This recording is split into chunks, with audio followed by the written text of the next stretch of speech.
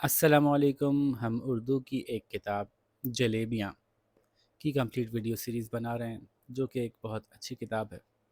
بک group والوں کی طرف سے پبلشڈ ہے اور اس میں بڑے پاکستان کے مایہ ناز اور مشہور لکھاریوں کی نثر پارے نظمیں شامل ہیں. تو بچوں کے لیے بڑی اچھی کتاب ہے اور بہت کچھ اس سے سیکھنے کو ملے گا.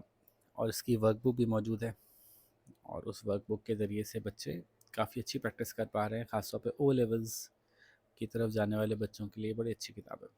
تو شروع کرتے ہیں آج کا سبق. سبق کا نام ہے بطخوں کا بٹوارہ اور لکھا ہے کمال احمد رضوی صاحب نے.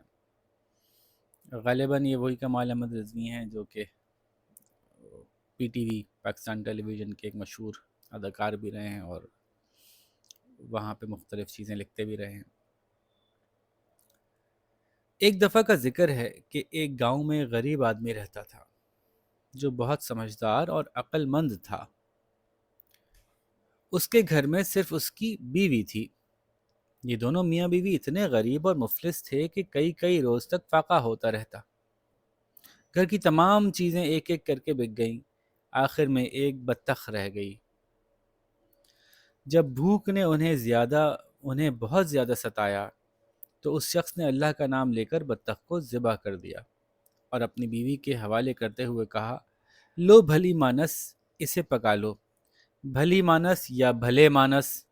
لو بھلے مانس تم یہ کام کر لو، مرد کو کہیں گے، تم عورت کو کہیں گے تو بھلی مانس کہیں گے. تو بھلی مانس مطلب اچھے انسان.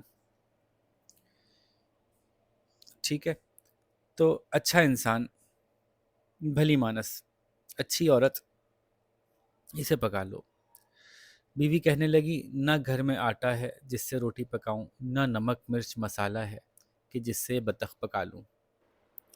وہ یاد آیا کہ ہم بن مانس بھی کہتے ہیں نا. بن مانس، مانس کہتے ہیں انسان کو اور بن کہتے ہیں جنگل کو. تو بن مانس جنگلی انسان، جنگل میں رہنے والا انسان، کیونکہ وہ بن مانس دیکھنے میں انسان جیسا ہوتا ہے نا، سیدھا کھڑا ہوتا ہے، پیروں پہ چل سکتا ہے، تو اس لیے بن مانس کو جنگلی انسان سے شبیہ دیتے ہیں. اس جانور کو جو گوریلا جس کو آپ انگلش میں کہتے ہیں، اس کو اردو میں ہم انسان سے شبیہ دیتے ہیں کہ ایسا لگتا ہے جیسے جنگلی انسان ہو. تو بتانے کا مقصد ہے کہ مانس انسان کو کہتے ہیں. تو بھلا مانس یا بھلی مانس اچھا انسان، کسی کو پیار سے بلانے کا طریقہ ہے. تو کہنے لگی، بیگم صاحبہ کہنے لگی کہ نہ گھر میں آٹا ہے جس سے روٹی پکاؤں، نہ نمک مرچ مسالہ ہے کہ جس سے بطخ پکا لوں. روکھی پھیکی بطخ تیار کر کے کیا کریں گے؟ چنانچہ اس آدمی نے اپنی بیوی سے کہا، اچھا تو میں گاؤں کے چودھری کے پاس یہ بطخ لے کر جاتا ہوں اور اسے نذرانہ پیش کرتا ہوں. نذرانہ کہتے ہیں کہ کسی کی خدمت میں آپ جو ہے وہ عقیدت کے طور پہ کوئی گفٹ دیں. ٹھیک ہے، گفٹ. اچھا، گفٹ میں اور نذرانے میں تھوڑا سا فرق یہ ہے کہ گفٹ تو کوئی دو دوست آپس میں برابر کے ہوں وہ بھی ایک دوسرے کو دے سکتے ہیں، لیکن نذرانہ اپنے سے بڑے کو ہی دیا جاتا ہے، اپنے سے بڑے درجے کے شخص کو.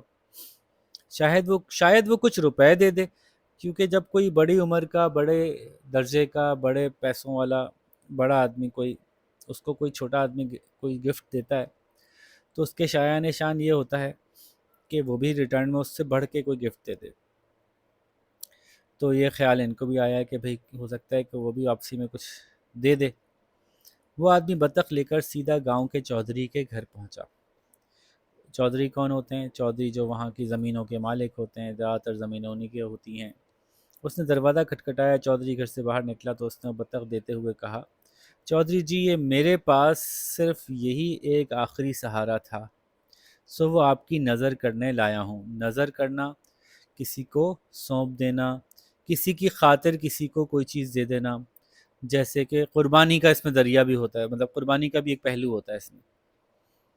جیسے کہ میرے پاس 200 روپے تھے، میں نے آپ کی نظر کی، یعنی آپ کی خاطر خرچ کیے یا آپ کو دے دیے.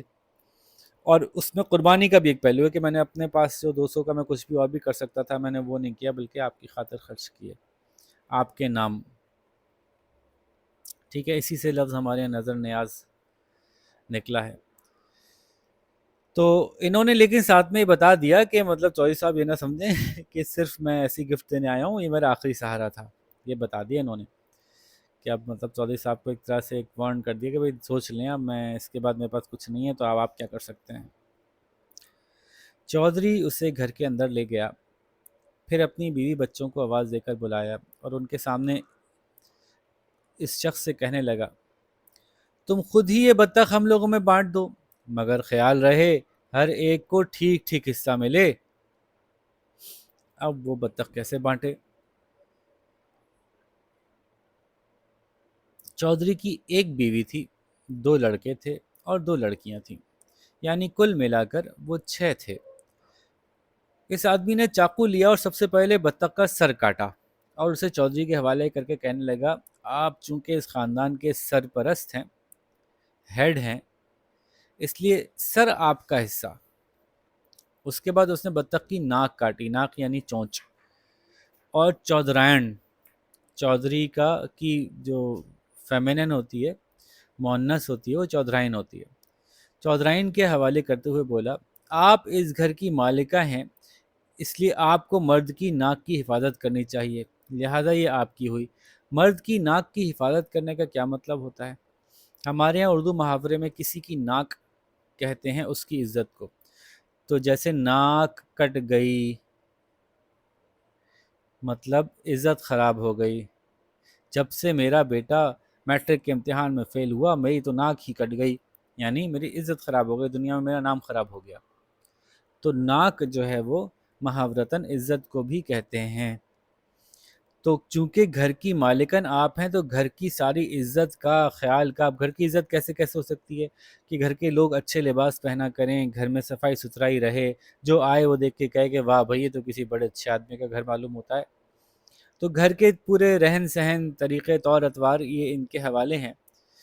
تو گھر کی مرد کی ناک یعنی مرد کی عزت کی حفاظت کرنی چاہیے، کیونکہ آپ اس گھر کی مالک ہیں، مالکہ ہیں، لہٰذا چونچ آپ کی ہوئی یعنی ناک آپ کی ہوئی. اس کے بعد اس نے بطخ کے دونوں پاؤں کاٹے اور دونوں لڑکوں کے سپرد کرتے ہوئے کہنے لگا، تم اپنے باپ کے پاؤں ہو، یعنی تم اپنے باپ کا سہارا بنو گے، اس لیے دونوں پاؤں تمہارے ہوئے. اس کے بعد اس آدمی نے بطخ کے دونوں پنکھ کاٹے، پر کاٹے، بازو کاٹے، اور دونوں لڑکیوں کے حوالے کرتے ہوئے بولا، تم دونوں اسی طرح گھر سے پنکھ اڑاتی دوسروں کے گھروں میں چلی جاؤ گی، اس لیے یہ پنکھ تمہارا حصہ ہیں. ٹھیک ہے، یوں کہانی بنا لی. لڑکیاں رخصت ہو کے دوسروں کے یہاں چلی جاتی ہیں نا ہمارے یہاں، اور باقی حصہ جو بچا اسے خود رکھ لیا ہے. اب بتائیے کیا بچا؟ وہی گوشت سے بھرا ہوا تھا، کیونکہ اگر کوئی مرغی یا بطخ کو کاٹیں گے تو اس کا جو بیچ کا حصہ اسی میں تو گوشت ہے. گردن میں گوشت نہیں تھا، چونچ میں گوشت نہیں تھا، پیروں میں گوشت نہیں تھا، پروں میں گوشت نہیں تھا، وہ سب تو اس نے کاٹ دیے. جو بچ گیا وہ گوشت تھا. تو سمجھداری سے اس نے کیا کیا کہ جو باقی بچا اسے خود رکھ لیا، وہی گوشت سے بھرا ہوا تھا. چودھری اس شخصی عقلمندی پر بہت خوش ہوا اور اسے بہت سے روپے دے کر رخصت کیا. ٹھیک ہے جی. ایک پڑوسی کو جب یہ خبر ملی تو اس کے منہ میں پانی بھر آیا. اس نے سوچا کہ چلو اسی بہانے چودھری سے روپیہ اینٹھا جائے. اینٹھنا، اینٹھنا، روپیہ اینٹھا جائے. اینٹھنا کیا ہوتا ہے؟ اینٹھنا کے 2 مطلب ہیں. ایک تو اینٹھنا کہتے ہیں کسی سے ایسے پیسہ لیا جائے کہ اس کو بیوقوف بنا کے اس سے پیسہ لیا جائے. ٹھیک ہے. ایک اینٹھن ہوتی ہے پیٹ میں درد کو بھی اینٹھن کہتے ہیں. جب پیٹ میں جو ہے وہ دکھن ہو رہی ہوتی ہے اس کو اینٹھن کہتے ہیں. لیکن یہاں پہ اینٹھنا مطلب بیوقوف بنا کر پیسہ لوٹنا. تو چودھری سے روپیہ اینٹھا جائے. چنانچہ اس آدمی نے 5 بطخیں خریدیں اور انہیں لے کر چودھری کے گھر پہنچ گیا اور بولا، چودھری صاحب یہ تحفہ میری طرف سے قبول کیجئے. چودھری نے اپنے بیوی بچوں کو بلا کر ان کے سامنے اس شخص سے کہا، ان بطخوں کو تم خود ہم لوگوں میں بانٹ دو. چودھری صاحب کو لگتا ہے ایک ہی ڈائلاگ آتا تھا، اور اس طرح بانٹو کہ کوئی نقصان میں نہ رہے. اس میں کچھ غلطی ہے چھوٹی سی، کہ بانٹوں نہیں ہونا چاہیے تھا، یہ بانٹو ہونا چاہیے تھا. ان بطخوں کو تم خود ہم لوگوں میں بانٹ دو اور اس طرح بانٹو کہ کوئی نقصان میں نہ رہے.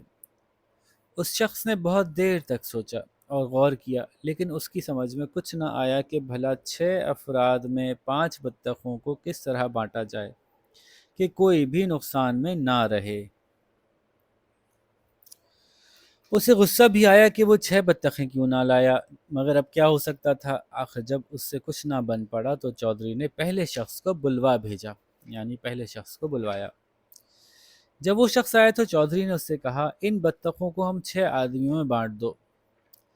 اب بانٹنا کسی لاجک کے تحت تھا، اور وہ لاجک ہی خوبصورتی ہوتی تھی، جو اس آدمی کی جو عقل تھی وہ بڑی خوبصورتی سے کوئی لاجک بناتا تھا۔ جیسے اس نے پہلے جو بطخ بانٹی تھی تو بڑی خوبصورتی سے لاجک بنائی تھی کہ سر اس کا تو پیر اس کا تو سر اپنا پر اس کے۔ تو اب دیکھتے ہیں چودھری صاحب کے ذہن میں آیا ہے، تھے تو بہت مالدار آدمی، ان کو کیا فرق پڑتا ہے 5 بطخ اور 10 بطخ سے؟ تو مالدار آدمی تھے، انہوں نے کہا کہ دیکھو اب یہ کیا مزیدار سا کوئی لے کے آتا ہے ہمارے لیے چٹکلا کہ ان 5 بطخوں کو 6 لوگوں میں کیسے تقسیم کرتا ہے۔ تو اس شخص نے ایک بطخ اٹھائی اور چودھری اور چودھرائن کے حوالے کرتے ہوئے کہنے لگا، یہ لیجئے اب آپ لوگ 3 ہو گئے، یعنی ایک چودھری تھا، ایک چودھرائن تھی اور تیسری بطخ ہو گئی۔ تو 5 میں سے ایک بطخ چلی گئی، وہ ہو گئے 3۔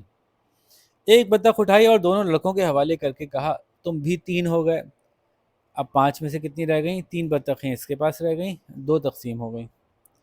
ایک بطخ دونوں لڑکیوں کو دیتے ہوئے بولا، یہ تم لے لو، تم بھی 3 ہو گئیں۔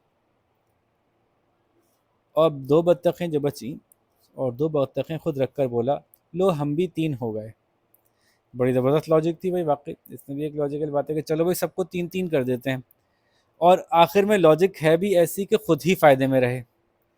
مزہ اس میں یہی تھا کہ لاجک ایسی لڑانی ہے کہ اپنا فائدہ کر کے دکھانا ہے۔ تو یہ چودھری صاحب اس کی عقل مندی پر اور بھی خوش ہوا، چودھری اس کی عقل مندی پر اور بھی خوش ہوا، اور اسے اپنی زمین کا کچھ حصہ دے دیا تاکہ وہ اپنی باقی زندگی آرام سے گزار سکے، اور وہ لالچی آدمی منہ ہی دیکھتا رہ گیا۔ ٹھیک ہے جی، تو بڑی سبق آموز سی، بڑی مزیدار سی بات تھی، اور بہت دفعہ ہم ایسی خوبصورت بات کر جاتے ہیں یا سن لیتے ہیں لوگوں سے کہ جس میں کہ بڑی منفرد سی لاجک ہوتی ہے۔ اب اس کی ورک بک دیکھتے ہیں جی۔ ورک بک اس کی مشکل نہیں ہے۔ بطخوں کا بٹوارا، شروعات وہی سوال جواب سے ہوتا ہے، تو وہ تو آپ کر ہی لیجئے گا، آسان ہے۔ غریب آدمی نے بطخ کیوں ذبح کی، اس نے بطخ چودھری صاحب کو کیوں پیش کی، اور سوالوں کے جواب میں اس بات کا خیال رکھیے گا کہ جو سوال ہے اس میں سے جواب بنانا ہے۔ مطلب غریب آدمی نے اپنی بطخ کیوں ذبح کی، تو ڈائریکٹ یہاں سے مت شروع کیجیے گا اس لیے کہ، بلکہ یوں لکھیے گا غریب آدمی نے اپنی بطخ اس لیے ذبح کی کیونکہ، اور پھر جواب بنائیے گا۔ ٹھیک ہے، اچھا اسی کا جو دوسرا سوال ہے اس میں مترادف لکھنے ہیں۔ مترادف کیا ہوتے ہیں؟ مترادف وہ الفاظ ہوتے ہیں جن کو ہم انگلش میں سینونیمز کہتے ہیں۔ جیسے اس میں کہا ہے دن کا مترادف لکھیں۔ اب دن کا مترادف ہوتا ہے روز، یعنی دن بھی کہہ لو یا روز بھی کہہ لیں، آج کے دن، آج کے روز۔ نادان کا مترادف لکھنا ہے۔ نادان کا مترادف بے وقوف ہو سکتا ہے، بے وقوف۔ نادان کا مترادف جو ہے وہ ناسمجھ ہو سکتا ہے۔ ٹھیک ہے، تو اسی طرح سے آدمی کا مترادف، لوگ کا مترادف، نقصان کا مترادف، تو یہ وہ الفاظ ہیں جو ان کے ساتھ ساتھ استعمال ہوتے ہیں، یہ آپ کو ڈھونڈ کے سوچ کے لکھنے ہیں۔ مزید پنکھ کہتے ہیں پر کو، تو اگر کسی لفظ کا معنی بھی لکھ دیا جائے تو بھی اس کا مترادف ہوگا۔ پنکھ پر کو کہتے ہیں، تو پنکھ کا مترادف پر ہو گیا، پنکھ کا مترادف پر۔ ٹھیک ہے جی، درست کا مترادف صحیح۔ ٹھیک ہے، تو یہ مترادف لکھتے ہیں، اس کے بعد نیچے فل ان دی بلینک ہے، خالی جگہ ہیں، ان کو مترادف الفاظ سے فل کرنا ہے۔ جیسے کہ ایک ہے، میں علی کو بہت ڈیش سمجھتا تھا لیکن اس کا دوست اس سے زیادہ ڈیش نکلا۔ دونوں میں ایک جیسے مطلب کے الفاظ آئیں گے۔ میں علی کو بہت चालाक समझता था।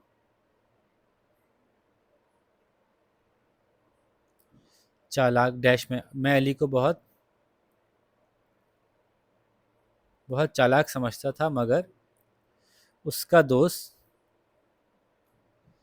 ज़्यादा डैश निकला।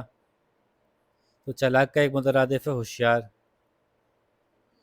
ये अपोजिट भी आ सकते हैं, मैं अली को बहुत होशियार समझता था मगर उसका दोस्त ज़्यादा चालाक निकला, तो दोनों तरफ हो सकता है। इम्तिहान में अहमद ने 5 सवालों के डैश जवाब लिखे मगर 2 सवालों को डैश से समझ नहीं पाया। तो इम्तिहान में अहमद ने 5 सवालों के सही जवाब लिखे मगर 2 सवालों को ठीक से समझ नहीं पाया। सही और ठीक दोनों मुतरादिफ हैं। इसी तरह से इसमें यह भी हो सकता है कि इम्तिहान में अहमद ने 5 सवालों के दुरुस्त जवाब लिखे मगर 2 सवालों को सही से समझ नहीं पाया।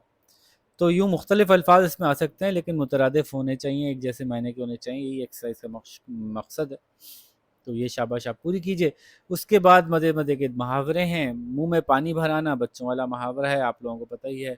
किसी के लिए दिल ललचाना, अपने मुंह मियाँ मिट्ठू बनना, ये भी बात हो चुकी कि अपने मुंह मियाँ मिट्ठू बनना यानी अपनी तारीफ खुद करना। मुंह से फूल झड़ना, अच्छी बातें करना। मुंह लटकाना, नाउमीद हो जाना। और मुंह मांगना यानी अपनी ख्वाहिश के मुताबिक कोई चीज़ मांगना। मुंह मांगा इनाम मिल गया जिसको कहते हैं ना, मुंह मांगा।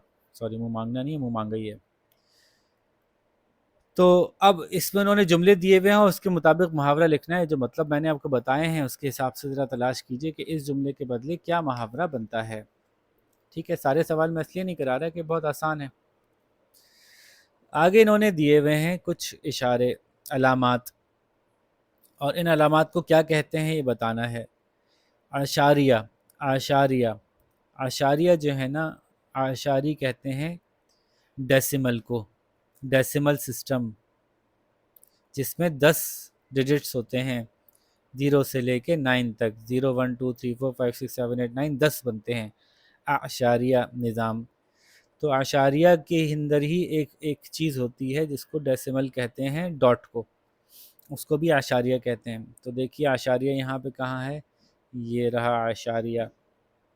जैसे हम कहते हैं 99.99, तो उसको उर्दू में कहते हैं 99.99, 99 ठीक है। बराबर है, इक्वल्स टू, मनफी, माइनस, जमा, प्लस, बटा, अपॉन, ज़रब, मल्टीप्लाई, फीसद, परसेंटेज, तकसीम, डिवाइड।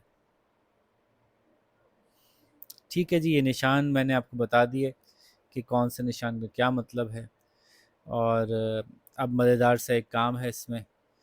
अच्छा, पहले एक तो वर्कबुक में जो काम मैं बता दूं। मैं वर्कबुक में एक काम है और हैं की मदद से जुमले मुकम्मल करें। ये भी बहुत आसान है, बच्चों वाला है। लोग हादसे की जगह पर जमा है तो नहीं बनेगा ना। लोग हादसे की जगह पर जमा हैं, तो जहाँ लोग जो हैं वो मुफरद हैं वहाँ पे है, जहाँ फ़र्द है वहाँ है, जहाँ जमा है वहाँ पे हैं। फिर एक मजमून लिखना है मेरी पसंदीदा किताब पर। लिख दो भाई, बहुत आसान है। मेरी पसंदीदा किताब पे मजमून, लेकिन शर्त क्या है कि दिए हुए इशारों के मुताबिक ही लिखना है। तो दिए हुए इशारे बहुत कम दिए हैं, बहुत मुख्तसर दिए हैं, आसान है। 150 अल्फाज का लिखना है। सबसे पहले आप उसमें बता सकते हैं मुसन्निफ़ मेरी पसंदीदा किताब किसने लिखी है, मेरी पसंदीदा किताब का मौजू क्या है, मेरी पसंदीदा किताब के मरकज़ी किरदार कौन है, और मेरी पसंदीदा किताब के पसंद करने की वजह क्या है। ठीक है, तो अब मेरी पसंदीदा किताब को आप यहाँ से शुरू करें या यहाँ से शुरू करें, यहाँ से शुरू करें, यहाँ से शुरू करें, ये आपकी मर्ज़ी है। यानी सबसे पहले आप मुसन्निफ़ का तारुफ़ करवाएं, कौन है, कितने ज़बरदस्त आदमी हैं, उनकी क्या ख़ास बात है, और ये जो किताब है इसका मौजू क्या है, और इस मौजू के मुताबिक मुझे क्या क्या क्यों ये मौजू पसंद है, इसके मरकज़ी किरदार कौन कौन से हैं। इसका मतलब क्या हुआ कि अगर मरकज़ी किरदार की तरफ बात जा रही है तो कोई कहानी की किताब ही होने वाली है। ये कोई कहानी की किताब ही होनी चाहिए, वरना मरकज़ी किरदार नहीं बन पाएंगे इसमें। ठीक है, اور پسند کیوں کرتے ہیں، آپ کو اتنی اچھی کیوں لگ رہی ہے. تو اس کو ملا کر آپ کو ایک کہانی بنانی ہے، مطلب ایک پوری عکس کھینچنا ہے، ایک تصویر کشی کرنی ہے جو کہ 150 الفاظ سے کم نہیں ہونی چاہیے. ٹھیک ہے جی. اب آخری کام ہے، جملے درست کر کے دوبارہ لکھیے اور دیے گئے پرندوں کے نام معمے میں تلاش کیجیے. جملے درست کر کے تو آپ لکھ ہی لیں گے. کی چودھری تھی بیوی ایک، تو چودھری کی ایک بیوی تھی. تو وہ تو آپ کے لیے بہت آسان ہے. یہ بھی آسان ہے، بس ایک آدھ میں کر کے بتا دیتا ہوں. جیسے تیتر، یہ رہا تیتر، الٹا چلیے تو تیتر. ٹھیک ہے. اسی طرح سے بطخ، یہ رہا بے تو خے. تو یہ بھی آسان سے کام تھا، آپ کر لیں گے. تو یوں آپ کا پورا چیپٹر کمپلیٹ ہو جائے گا. دیکھیے میں نے پورا چیپٹر سمجھانے میں آپ کو مشکل سے 20 منٹ لگائے، تو آپ کرنے میں بھی اس میں مزید 20 منٹ سے اوپر نہ لگائیے گا، جلد از جلد کر لیجیے گا. ٹھیک ہے. تو انشاءاللہ اگلے لیسن کے ساتھ ملاقات کرتے ہیں. اپنا خیال رکھیے گا. اللہ حافظ.